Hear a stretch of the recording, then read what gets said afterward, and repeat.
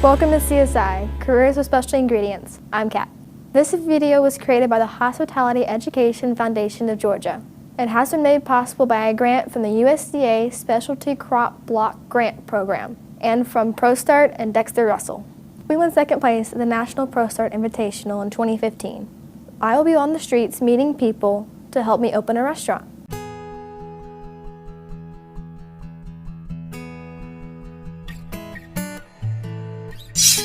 Chef? Hi, Chef. I'm thinking about starting a business. Oh, great. Are you thinking about putting it here on this corner? I am. Oh, great. Have you started studying the demographics and the people that live and work here? No, not entirely. Well, it matters a lot. You want to make sure that you're opening a restaurant that's going to meet the needs of the people that are nearby and that are coming by your restaurant every day. How would you suggest I do that? Well, there's lots of things to consider. You want to think about, what are the people looking for? Are they looking to have breakfast on their way to work? Or maybe they're looking to pick up dinner on their way home. And if so, you want to think about the traffic patterns. So you wouldn't want to build a coffee shop on the side of the street that everyone is coming home to. I might have a good idea for it now. Well, do you know what type of establishment you want to open? Fine dining, or quick casual, or quick service? Either fine dining or quick service. Does it matter? Oh, it absolutely matters. You want to make sure that your people that are near you and coming past your restaurant are the kinds of people that are looking for a fine dining, if that's what you open, or a quick service, if that's what you choose. I'll make sure and get a huge area for me, and I'll make a lot of money. So you're thinking about a really big office because you're the chef? I think so. I'm not entirely sure.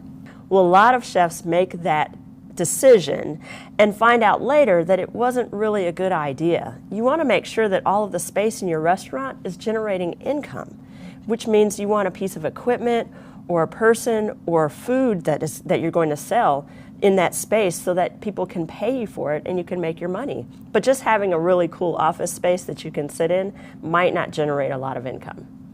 What about a hostess station? Because you can't make a lot of money off of that. Well, with the Hostess Station, there are a lot of things you can do to make that space have more than one purpose. You can also use it to store things. So besides it being a place for your host or your hostess to stand, it can also have storage inside that you can use to store things so that the customer doesn't see where your forks and your napkins and your salt and your pepper are. And so that's a great example of using one space in many different ways. So if I don't have a big office, should I have a big kitchen instead? That's a very good question. Well, that depends on a lot of things. The size of your kitchen depends on how much space you have available, and it also depends on what you want to use that kitchen for. So think about all the different ways that we see kitchens in use now in restaurants. Some restaurants use the kitchen as part of the show. It's part of the entertainment. The customers can see the chefs cooking and working, and it's part of the experience, the dining experience. Whereas other restaurants may choose to spend more space on the dining area and keep the kitchen hidden away. And in that case, they can have a much smaller kitchen. Either way, you want to make sure that the space in your kitchen has all of the equipment that you need to produce the menu that you've got. What kind of equipment do I need? Well, that's a good question too. And it really depends on what kinds of things you have on your menu. For example, if you have lots of fried foods on your menu, you'll definitely want a fryer. If you only have one fried food on your menu, however, you may think about taking that one item off, because to have a huge fryer that's very costly and takes up a lot of space for just one menu item may not pay off over time. What about the health department? How would that fit in? Well, that's a very good question. And the health department changes in different states and counties, and so you always want to check with your local health departments to find out what regulations they have and what kind of things they require in building your restaurant. Before you go, do you have any additional advice for me? Absolutely. Keep asking questions and learn as much as you can from folks who've already asked these questions and answered them. You can learn a lot by watching, learning, working for others, and learning about what it is that they did right and maybe some mistakes that they made. You have some really good questions, which means you're really thinking about what you're doing. And if there's something you don't know, don't hesitate to ask. It's really cool. I think I might have a good idea for it now.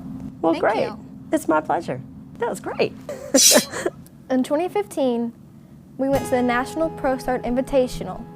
A team member of mine had cut her finger. I had to step in for her. But I was also afraid that I would mess up for the whole team. I was sure we weren't going to place, and it took everything I could to make sure that I had things done at the right time for my team members.